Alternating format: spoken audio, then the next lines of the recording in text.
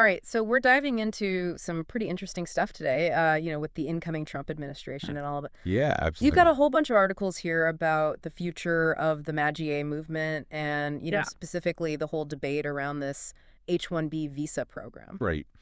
Yeah, it's fascinating how this has become like a major flashpoint. Yeah. It really reveals those kind of like clashes of ideologies within Trump's own coalition, you know? Yeah, for sure. And on one side, you've got like these Trump allies, Right. like Elon Musk and Vivek Ramaswamy, who are like super pro H-1B. Yeah. I mean, Musk even compared it to like building a championship sports team, Yeah. Like you need the best players no matter where they're from. Exactly. It's a very classic Silicon Valley argument. Right. This whole idea that to stay competitive in this global tech world, Mm-hmm. we need access to the best and the brightest minds.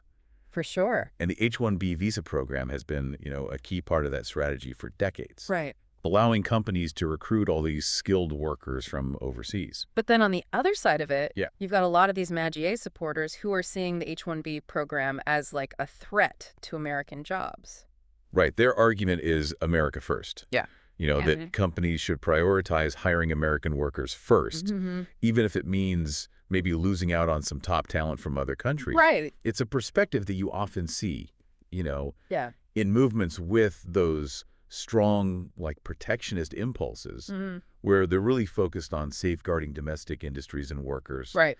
from that global competition. Yeah, and this clash is getting pretty heated. Oh, yeah. Like Steve Bannon even called Musk a toddler Wow. for his pro H-1B stance and even suggested he needed a wellness check.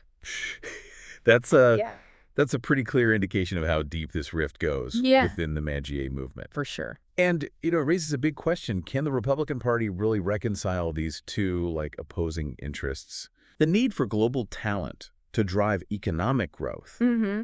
versus the desire to protect American workers from foreign competition. It's like they're trying to walk a tightrope. Yeah, And if they're not careful, the whole thing could come crashing down. definitely. But what I find really fascinating is how this debate is playing out on like a broader cultural level too. Oh, yeah. Like, for instance, Vivek Ramaswamy Mm. has this really interesting take on how even like 90s sitcoms might be playing a role in this whole STEM talent shortage. Oh, wow. Yeah. What are you saying? So he's arguing that shows like Friends, Okay. which often kind of celebrated popularity over academics, might have contributed to a decline in interest in STEM fields Interesting. among young Americans. Yeah. It's a pretty provocative claim. It is. And it's sparking a lot of discussion about the influence of pop culture on career choices. For sure. I mean, I grew up watching their shows, Yeah. and I definitely don't remember Ross or Rachel inspiring me to become an engineer or anything. But it does make you wonder. It does. Does what we watch as kids actually shape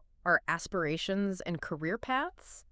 I think it's definitely a factor. Yeah. Although it's certainly not the only one. Right. There's this whole complex web of things at play here, Mhm. from access to good education and mentors Yeah. to economic incentives, Right. and even like deep-seated stereotypes about who belongs in certain fields. Right. But Ramaswamy's point, even though it's, provocative, Yeah. it does highlight a crucial question. What's that? How do we create a culture that truly values and invests in STEM fields? Yeah. How do we make sure that the U.S. stays a leader in innovation and technology in the coming decades? That's a big question. It is. And it's one that we're going to need to explore more as we keep going with this deep dive. Absolutely. But before we get too deep into like the philosophical stuff, Okay. let's switch gears for a second and look at how this whole H-1B debate is playing out on a more personal level. Specifically the case of Laura Loomer and her very public feud with Elon Musk. All right, this is where things get really interesting. Yeah. Because it highlights this complex relationship between free speech Mm-hmm. and social media Mm-hmm. and the power dynamics at play when a single person controls a platform that millions rely on Right. for information and communication. Exactly. So Loomer is like this prominent right-wing activist who's been super vocal in her criticism of Musk's pro-H-1B stance. I see. She even called him a globalist, Wow. which is a term often used to criticize individuals or organizations Right. that are seen as prioritizing global interests over national interests. Okay. And then shortly after those comments, Mm-hmm. Loomer loses her verification status on X, which she claims was a direct retaliation by Musk for her views. issues. If Yeah. that's true, that's a pretty disturbing thought. It is, right. It suggests that Musk might be using his control over X to silence voices that he doesn't agree with, Mm-hmm. even those coming from his own, ideological camp. Right. And it raises some serious questions about censorship on these platforms. Definitely. And it also brings us back to that core tension we were talking about earlier. Yeah. The balance between promoting free speech and making sure that these platforms aren't used to spread harmful or misleading information. Right. It's a tough balancing act. Yeah, there's no easy answer. Yeah, definitely not. So we've got this whole ideological battle brewing within the MAGA movement, Yeah. concerns about censorship on social media, and there's a ton of questions about how these issues will impact Trump's policies going forward. It's a lot to unpack. It really is. And I think what's becoming more and more clear Yeah. is that the H-1B debate is just one symptom of a much deeper rift within the MAGA movement. A rift that could have huge implications for the future of the Republican Party Right. and the direction of the country as a whole. So where do we go from here? Yeah. How do we even make sense of this complex and often contradictory landscape to help us unpack all of this? Let's take a step back and look at the historical context, Right. Have populist movements always faced these kinds of divisions? And if so, what lessons can we learn from the past? Right. We'll delve into all of that and more right after this. Sounds good. So populism, it often brings together people from all sorts of different backgrounds, united by, these shared frustrations. Yeah, for sure. But those groups don't always agree on the solutions. Right. And those tensions, those internal tensions, they often become magnified as the movement gains more political power. So you're saying that even though there's this common sense of grievance, the solutions aren't always so clear-cut? Yeah, exactly. That makes sense. Do you have any examples of this from history? Oh, absolutely. Think about the early labor movements. Okay. The united workers from different industries who all wanted better working conditions and fair wages. Yeah. But they didn't always see eye to eye on the best way to get there. Yeah, I can see that. Some favored negotiation and compromise, while others were more, radical, advocating for strikes and protests and things like that. Ah, so it was like a clash between pragmatism and idealism. Exactly. Interesting. And, those divisions sometimes weaken the movement overall. Yeah. Preventing them from having a united front. Makes sense. But sometimes that friction actually led to a more dynamic and ultimately more effective movement. Oh, really? Yeah, because it pushed each side to really refine their goals and their strategies. So internal friction isn't always a bad thing? Not necessarily. Huh. Sounds like it can actually be productive in some cases. Exactly. If it's channeled, constructively, Yeah. it can lead to a deeper understanding of everyone's values and priorities and can actually lead to more creative and innovative solutions. That's interesting. However, if it just devolves into infighting and, paralysis, Yeah. that can be really damaging. Right, of course. Yeah. So how do you see this historical perspective applying to the current situation with the MAGA movement? Well, I think we're seeing a similar dynamic at play here. Okay. You have the traditional MAGA base, right? Uh-huh. Often driven by economic anxieties and this sense of cultural displacement. Right. And then you have this newer contingent, Yeah. perhaps more aligned with Silicon Valley, Okay. who are focused on economic growth and global competitiveness. And those two perspectives kind of clash when it comes to things like immigration and trade. Exactly. And Trump's ability to navigate these competing interests is going to be crucial. Sure. He needs to find a way to appeal to both sides. Right. Without alienating either one. It's a tough balancing act. It really is. Which brings us back to this H-1B visa debate. It's like a microcosm of this larger ideological struggle within the MAGA movement. Absolutely. Yeah. It's a really tangible example of how those competing priorities actually translate into policy, and it's probably just the tip of the iceberg. All right. We can probably expect similar clashes on a whole range of issues. Yeah, like what? From trade deals to environmental regulations to social welfare programs.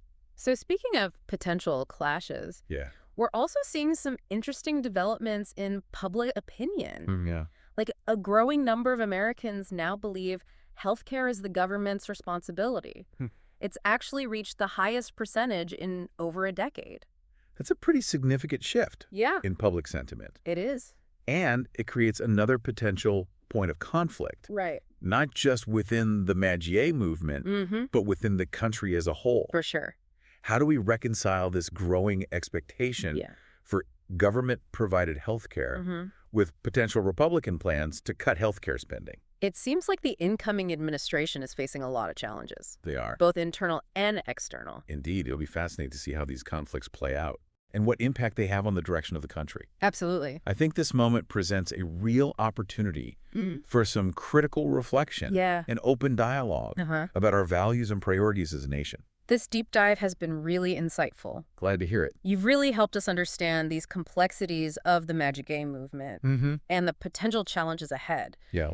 But before we wrap up, we need to revisit the case of Laura Loomer and the disappearing blue checkmark. Okay.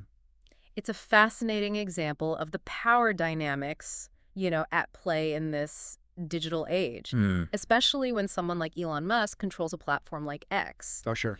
Let's take a closer look at this story right after a quick... actually, you know what? Wait. Let's just jump right in. This Laura Loomer thing, it really highlights the power dynamics of social media. You got this prominent right-wing activist who's very critical of Musk's pro-H-1B stance, and then suddenly, boom, she loses her verification on X. It's a really complex situation. Yeah. It touches on a lot of issues. It does. On the one hand, Musk has said that verification should be based on specific criteria, not just someone's political opinions. But on the other hand, the timing of Loomer's de-verification, it's suspicious. It does raise questions. It really makes you wonder if he's using his control over the platform to silence those who disagree with him, even if those voices are coming from, his own side. The optics definitely aren't great. Yeah. Whether it was intentional or not, it creates this appearance of, selective enforcement. Right. And that can be just as damaging to free speech as outright censorship. How so? Because it creates this chilling effect where people are hesitant to speak their minds for fear of, repercussions. It's like walking on eggshells. Yeah, exactly. You never know what's going to set someone off. Right. But going back to what you mentioned earlier, how do we find that balance? That's the big question. How do we protect free speech, but also prevent the spread of harmful misinformation? It's a tough question. It really is. No easy answers. And it gets even more complicated. It does. When you consider how global these platforms are. Oh, yeah. Right? Like, different cultures have different ideas about what is and isn't okay. Exactly. What's considered harmful or offensive. Right. Navigating those differences is going to be super important moving forward. I agree.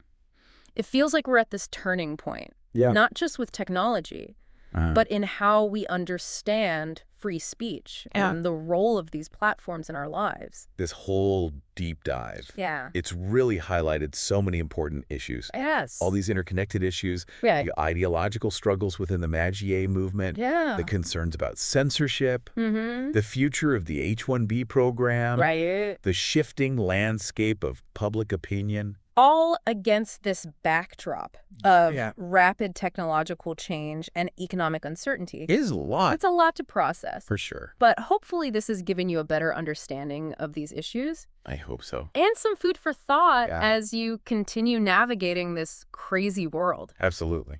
And I think that's the goal of these deep dives, right? Yeah. To give you the knowledge and the insights to form your own opinions and engage in these conversations. Exactly. The world is complex. It is. And the more informed we are, the better. Couldn't agree more so on that note. We've reached the end of our deep dive, but this is just the beginning of the conversation. Yeah, I like that. Keep exploring these issues.